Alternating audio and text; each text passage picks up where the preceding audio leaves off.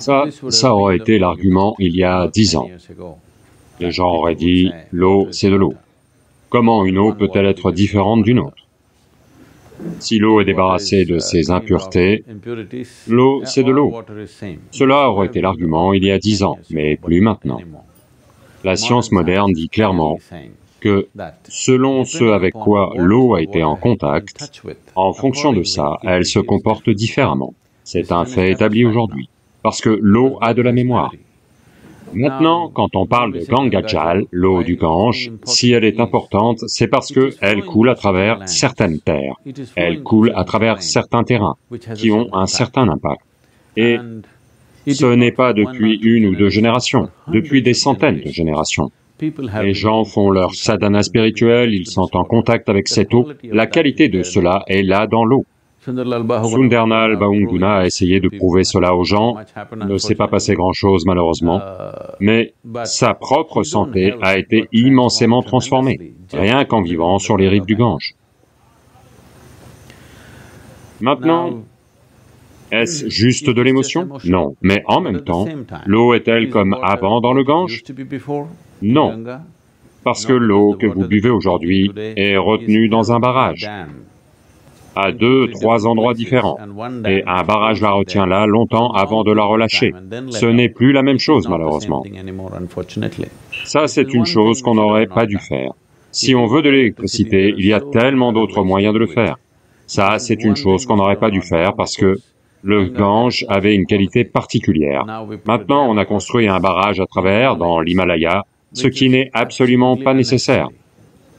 Juste pour un peu d'électricité, de toute façon, vu la quantité de sédiments qui arrivent de l'Himalaya, tous ces barrages vont être remplis de sédiments en un rien de temps, croyez-moi. Dans 25 ans, ces barrages ne serviront plus à rien, à moins de faire un énorme travail de dragage. Et où allez-vous mettre ça? Aucun des barrages n'a pu être dragué avec succès.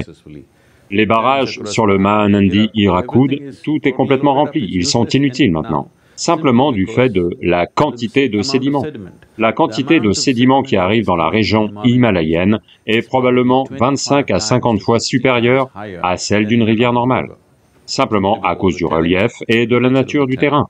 Donc, je pense que ça a été un sacrilège de mettre un barrage sur le Gange pour de l'électricité.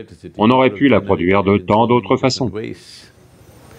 Eh bien, c'est le besoin des gens, dans les plaines on le fait, mais cette rivière-là, qui est la conscience de ce pays, on aurait pu la laisser tranquille, mais la plupart de l'eau qui arrive aujourd'hui dans le Gange passe par des tunnels, par des turbines, avant d'en ressortir.